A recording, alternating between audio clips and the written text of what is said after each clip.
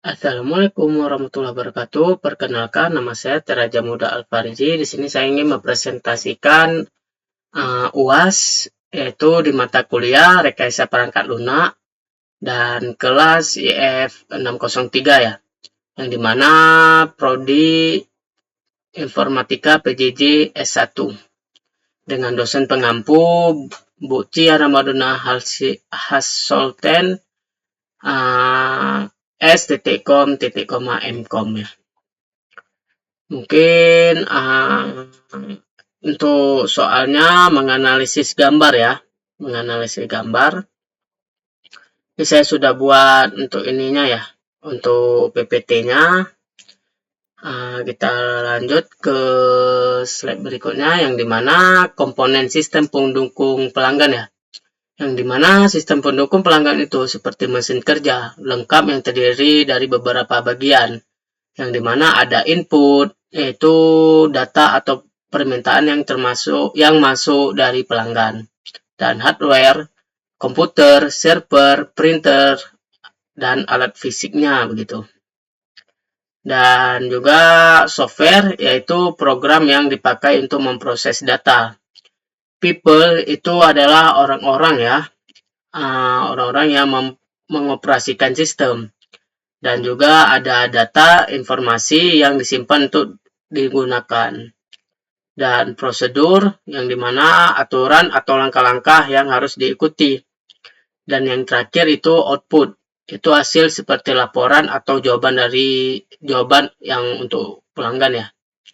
Dan semua bagian ini bekerja sama supaya layanan ke pelanggan jadi lebih tepat dan cepat.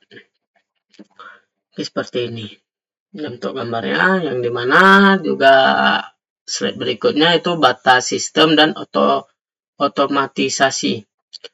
Dalam sebuah sistem ada bagian yang dikerjakan manusia dan bagian yang dikerjakan oleh komputer. Dan sistem boundary itu batas sistem.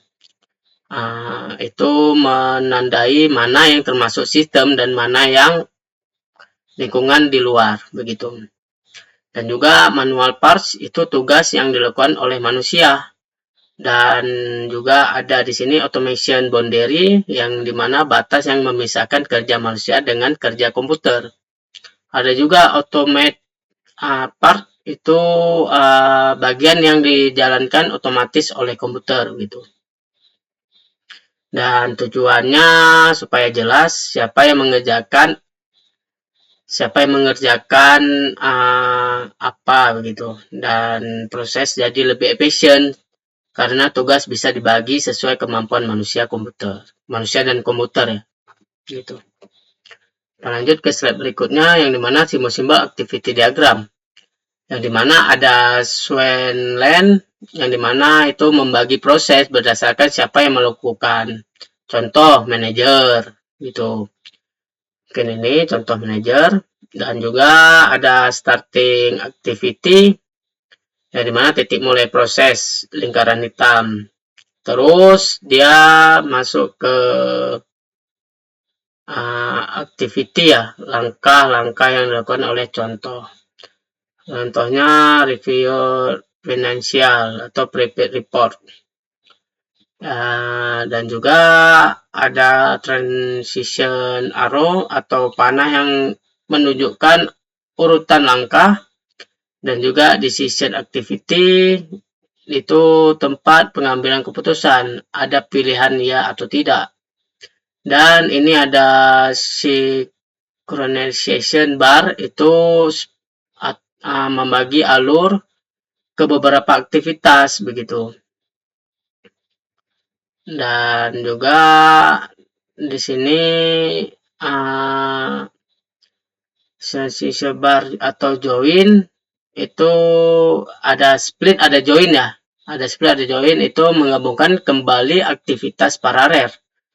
Dan juga ending activity, titik akhir proses lingkaran dengan tanda begitu. Dan juga another way to show decision, dimana simbol alternatif untuk keputusan. Mungkin diagram ini membantu kita ya memetakan proses kerja serta secara virtual, dan juga bisa dilihat siapa yang melakukan apa, alurnya kemana, dan keputusan yang mempengaruhi alur mana dan kapan proses selesai begitu. Oke, kita lanjut ke slide yang selanjutnya, yaitu contoh activity diagram proses penawaran. Yang dimana contoh proses bisnis dalam perusahaan ketika pelanggan meminta penawaran harga. Yang dimana ada customer itu mengajukan permintaan penawaran, dan sales person itu mencatat kebutuhan. Ada juga decision, apakah butuh bantuan ahli teknis. Jika iya, itu technical expert memeriksa kebutuhan. Jika tidak, langsung memasukkan data ke sistem.